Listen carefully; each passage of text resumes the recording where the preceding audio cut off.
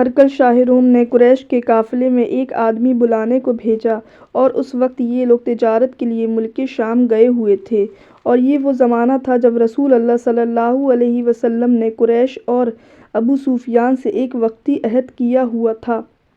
جب ابو سفیان اور دوسرے لوگ ہرقل کے پاس ایلیا پہنچے جہاں ہرقل نے دربار طلب کیا تھا، اس کے گرد روم کے بڑے بڑے لوگ، علماء، وزراء، امراء بیٹھے ہوئے تھے۔ ہرقل نے ان کو اور اپنے ترجمان کو بلایا، پھر ان سے پوچھا کہ تم میں سے کون شخص مدعی رسالت کا زیادہ قریبی عزیز ہے؟ ابو سفیان کہتے ہیں کہ میں بول اٹھا کہ میں اس کا سب سے زیادہ قریبی رشتہ دار ہوں۔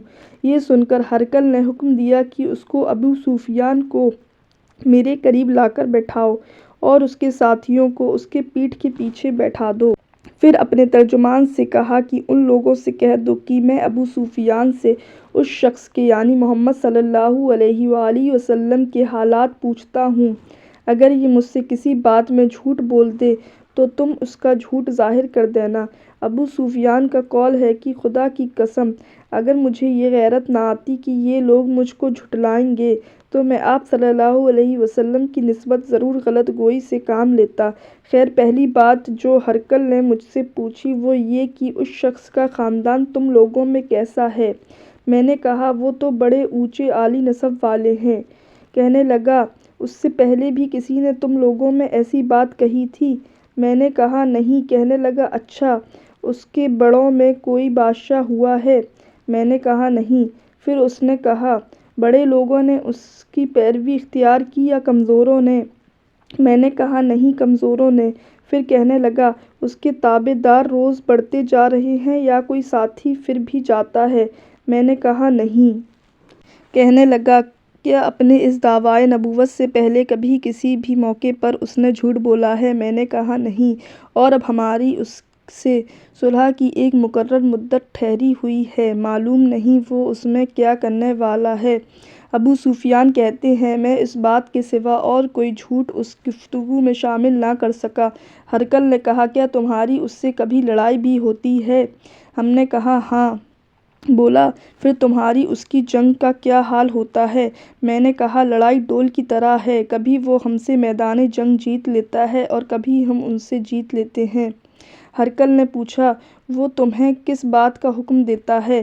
میں نے کہا وہ کہتا ہے کہ صرف ایک اللہ ہی کی عبادت کرو، اس کا کسی کو شریک نہ بناؤ اور اپنے باپ دادا کی شرک کی باتیں چھوڑ دو، اور ہمیں نماز پڑھنے، سچ بولنے، پرہیزگاری اور صلہ رحمی کا حکم دیتا ہے۔ یہ سب سن کر پھر ہرقل نے اپنے ترجمان سے کہا کہ ابو سفیان سے کہہ دو کہ میں نے تم سے اس کا نسب پوچھا تو تم نے کہا کہ وہ ہم میں عالی نسب ہے، اور پیغمبر اپنی قوم میں عالی نسب ہی بھیجے جایا کرتے ہیں۔ میں نے تم سے پوچھا کہ دعویٰ نبوت کی یہ بات تمہارے اندر اس سے پہلے کسی اور نے بھی کہی تھی تو تم نے جواب دیا کہ نہیں۔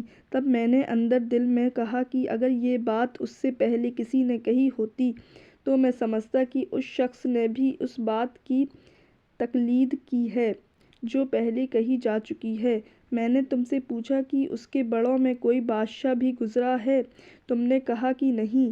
تو میں نے دل میں کہا کہ ان کے بزرگوں میں سے کوئی بادشاہ ہوا ہوگا تو کہہ دوں گا کہ وہ شخص اس بہانے اپنے آباء و اجداد کی بادشاہت اور ان کا ملک دوبارہ حاصل کرنا چاہتا ہے۔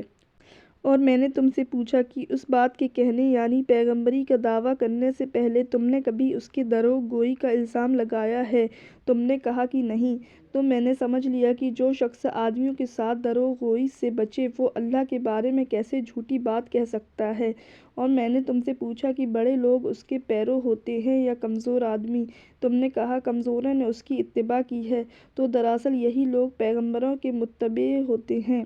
اور میں نے تم سے پوچھا کہ اس کے ساتھی بڑھ رہے ہیں یا کم ہو رہے ہیں؟ تم نے کہا کہ وہ بڑھ رہے ہیں، اور ایمان کی کیفیت یہی ہوتی ہے حتیٰ کہ وہ کامل ہو جاتا ہے۔ اور میں نے تم سے پوچھا کہ آیا کوئی شخص اس کے دین سے ناخوش ہو کر مرتد بھی ہو جاتا ہے؟ تم نے کہا نہیں۔ تو ایمان کی خاصیت بھی یہی ہے کہ جن کے دلوں میں اس کی مسرت رچ بس جائے وہ اس سے لوٹا نہیں کرتے۔ اور میں نے تم سے پوچھا کہ آیا وہ کبھی عہد شکنی کرتے ہیں؟ تم نے کہا نہیں، پیغمبروں کا یہی حال ہوتا ہے۔ وہ عہد کی خلاف ورزی نہیں کرتے۔ اور میں نے تم سے کہا کہ وہ تم سے کس چیز کے لیے کہتے ہیں؟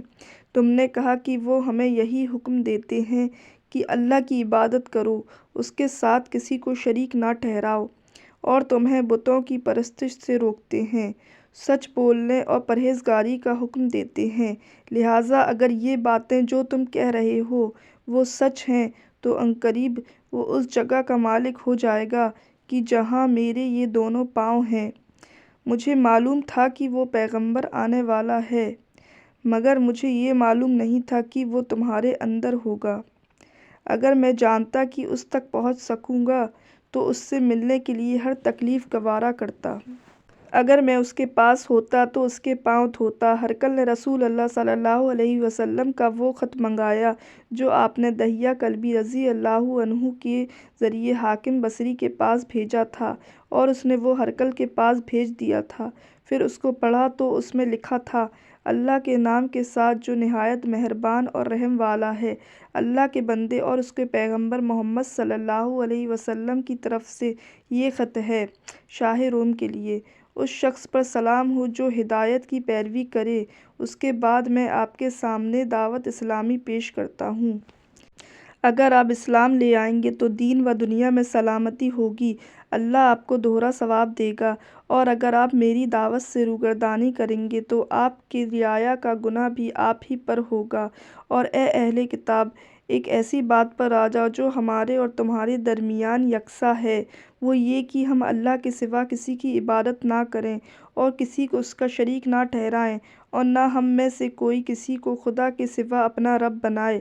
پھر اگر وہ اہل کتاب اس بات سے منہ پھیر لیں تو مسلمانوں، تم ان سے کہہ دو کہ تم مانو یا نہ مانو، ہم تو ایک خدا کی اطاعت گزار ہیں۔ ابو سفیان کہتے ہیں کہ جب ہرقل نے جو کچھ کہنا تھا کہہ دیا اور خط پڑھ کر فارغ ہوا تو اس کے ارد گرد بہت شور و غوغا ہوا، بہت سی آوازیں اٹھیں اور ہمیں باہر نکال دیا گیا۔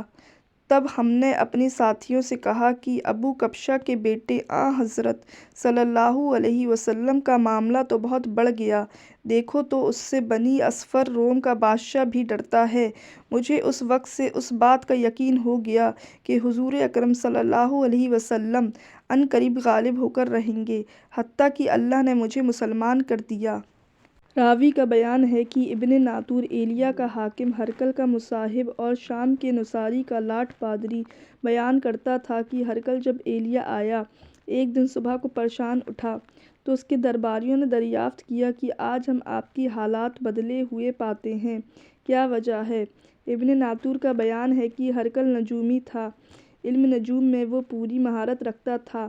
اس نے اپنے ہم نشینوں کو بتایا کہ میں نے آج رات ستاروں پر نظر ڈالی تو دیکھا کہ ختنہ کرنے والوں کا بادشاہ ہمارے ملک پر غالب آ گیا ہے۔ بھلا اس زمانے میں کون لوگ ختنہ کرتے ہیں؟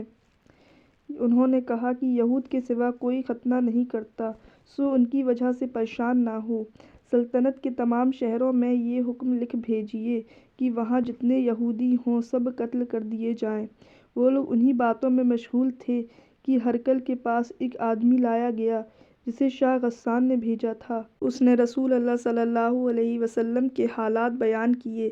جب ہرقل نے سارے حالات سن لیے تو کہا کہ جا کر دیکھو وہ ختنہ کیے ہوئے ہے یا نہیں۔ انہوں نے اسے دیکھا تو بتلایا کہ وہ ختنہ کیا ہوا ہے۔ ہرقل نے جب اس شخص سے عرب کے بارے میں پوچھا تو اس نے بتلایا کہ وہ ختنہ کرتے ہیں۔ تب ہرقل نے کہا کہ یہی محمد صلی اللہ علیہ وسلم اس امت کے بادشاہ ہیں جو پیدا ہو چکے ہیں۔ پھر اس نے اپنے ایک دوست کو رومیہ خط لکھا اور وہ بھی علم نجوم میں ہرقل کی طرح ماہر تھا۔ پھر وہاں سے ہرقل حمص چلا گیا، ابھی حمص سے نکلا نہیں تھا کہ اس کے دوست کا خط اس کے جواب میں آ گیا۔